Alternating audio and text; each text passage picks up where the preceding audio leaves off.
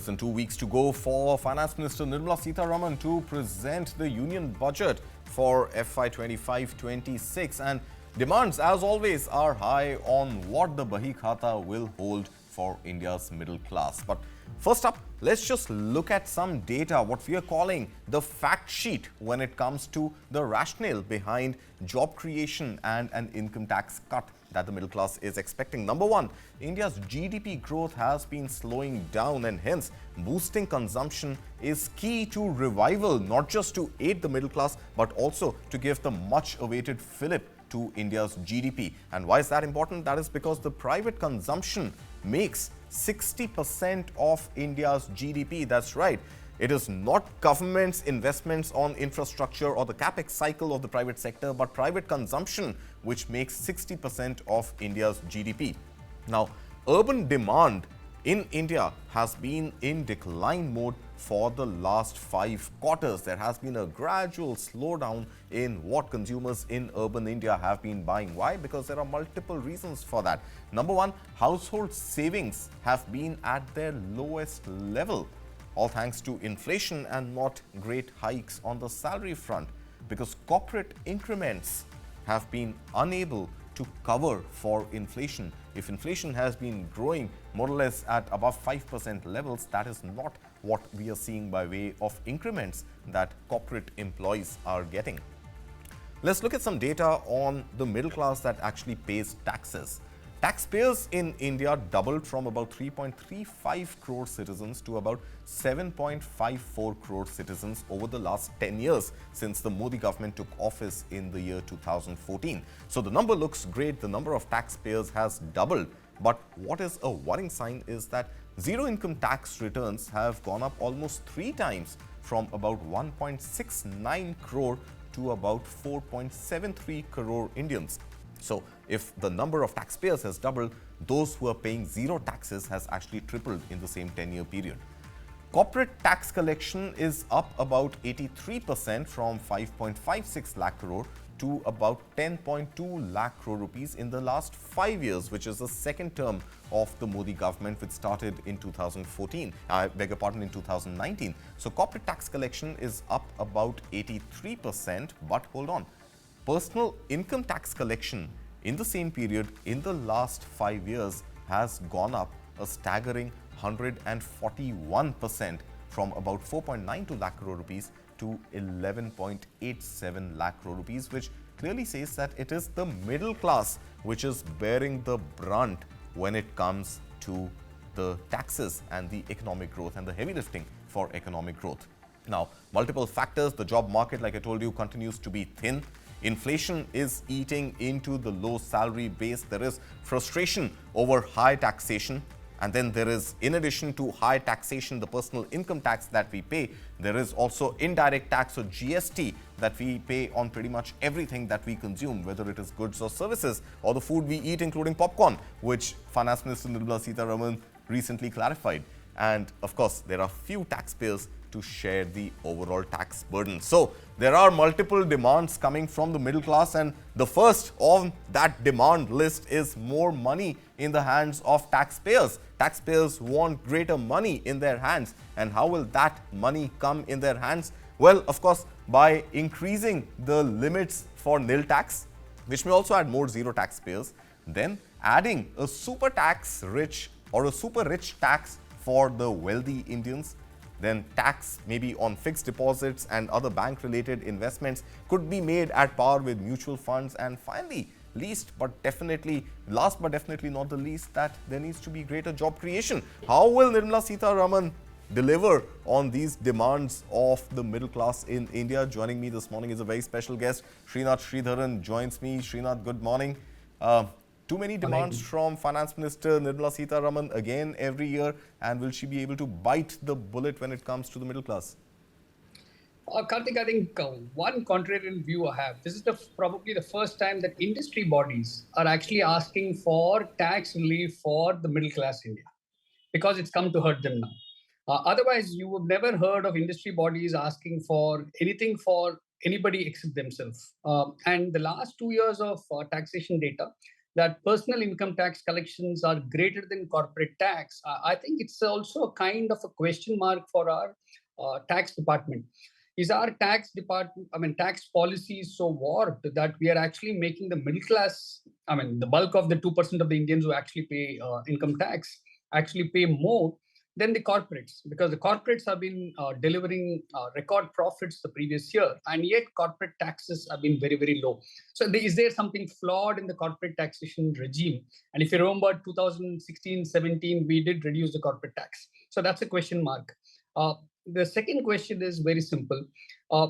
At some point in time, revenues have to come in from taxation. So which means, how do we widen this taxation, the net?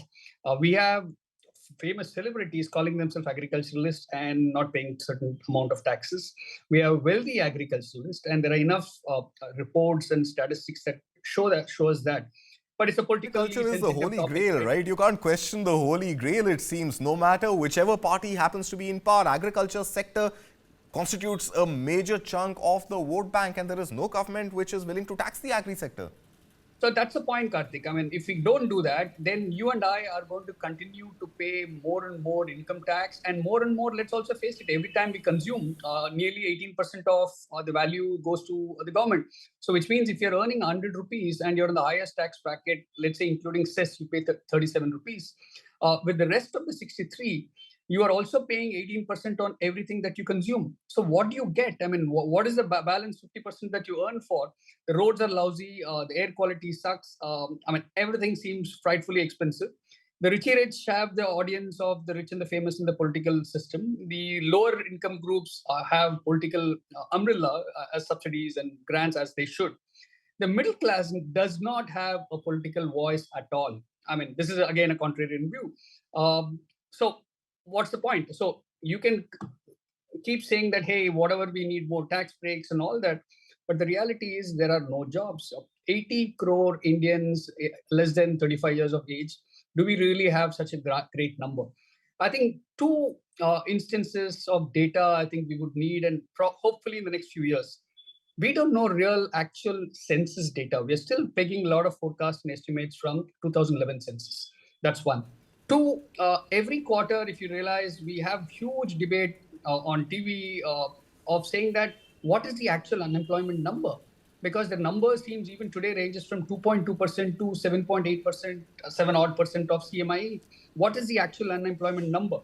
But anecdotally, you and I, if we speak to family and friends and youngsters around, there seems to be an increasing unemployment, but there is no acknowledgement of it. I understand politically it's a sensitive topic.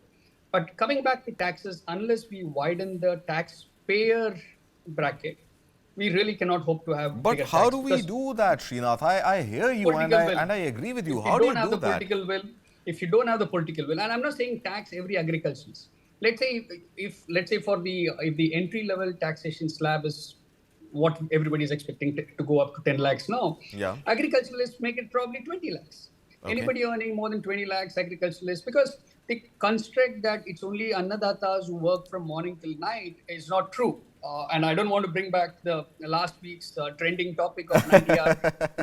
But everybody works, right? The guy who's the kirana wala probably works 16 hours a day. The local guys on the street, vendors, work 16 hours a day. The corporate guys work 16 hours a day. Just because they take a AC bus or a drive a car doesn't take it any lesser. Right. But the reality is, have a threshold of, let's say, leeway for the agriculturalists, but bring them into the tax bucket. I think there is enough data that today, if you look at UPI payment structure, you will find that there is widening of tax bracket. But the question is, do we have the political willpower today? Absolutely. So that is, of course, the agriculture sector. And like I said, it's pretty much the holy grail that nobody wants to question. But the suggestion that you're making that maybe farmers earning or agricultural households earning more than 20 lakh rupees could be given, entry into the tax net. Well, I'm not sure any political party in the near future is going to buy into that argument. But what can we do when it comes to job creation, Srinath? Because job creation, again, it's a chicken and egg situation. We are dealing with high inflation. We are dealing with a consumption slowdown. It is having a bearing on the corporate earnings. And we are living in a high interest rate regime, which the RBI governor is unable to, to cut because of high inflation. Cost of capital is high. Now, where are the jobs going to come from? We can't really be dependent on, the Adam Smith theory, dig some trenches and then fill them up. I mean, we've got to look beyond that. So how do we look beyond Manrega and how do we look beyond the social sector schemes which generate employment and really get corporate India to loosen their purse strings and offer up some jobs? So I think there's a lesson in, I think very clearly about corporate India, right? If you look at the private capex of corporate India, the last 5 years, they've actually invested more outside of India than in India. And it is in fact the public capex that has been leading all the way through, and private capex is not even kept up. So every budget, union budget, the last 3-4 years has hoped that the private capex will actually follow suit, and it has not. So there's a message there, and I think this is the message, kind of messaging that the government needs to take back to industry associations of how do we actually and genuinely create ease of doing business. If we think that just because some of the universal rankings have improved, has it really changed ease of doing business? I think the reality is no. Whether it's for an industrialist, large industrialist, or a conglomerate, or whether it's for a nano enterprise, I think unless we can fix some of those, I think a lot of this will be great for television debates and print op-eds, but the feet on street is just not changing, right? Because their life has not changed at all. And I think that's the message.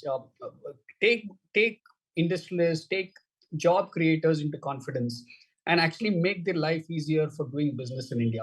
Otherwise, the flow of capital is always to the easiest and the smoothest path. It's far easier for today a Indian corporate to remit money abroad and buy an asset outside of India and start a new business. And if you look at it, a lot of HNIs have also started doing it for the last couple of years. I think that will only increase. So the message is go back to the drawing board with open listening conversation mode, saying that what is it that we can do to create new infrastructure, new jobs. And I think otherwise it won't move on. All right, Srinath Sridharan, we leave it at that. Valid points you're making, enable ease of doing business, prevent the flight of capital from the country and keep your listening ears open and see what is it that the private sector really wants and demands, which can go ahead and create jobs. But you're talking about TV debates and op-ed pages. We will look forward to more of those with you. You write for us at the news9live.com website. We really look forward to your next piece on that. And of course, we will have you on our TV debates around the budget and other topics. Thank you so much, Srinath, for joining us this morning.